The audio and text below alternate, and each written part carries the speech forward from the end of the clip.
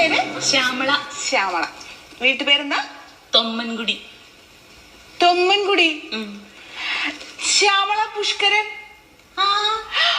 നിനക്കെന്താ മനസ്സിലായ? ഇല്ല.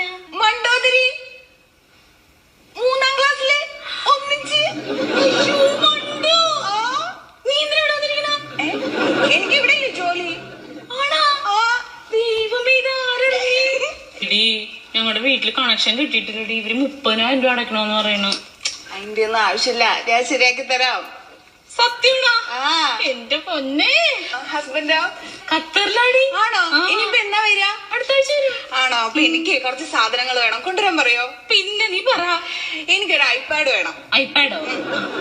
അതിനെത്ര രൂപ കൂടി? അത് ഒരു 30 താഴേക്കേ വരുള്ളൂ. 30,000. അതിന് താഴെ വരുള്ളൂ. പിന്നെ എന്റെ അനിയന് പഠിക്കാൻ വേണ്ടിട്ട് ലാപ്ടോപ്പ് വേണമെന്ന് പറയുന്നുണ്ടായിരുന്നു. അതും കൂടി ഒന്ന്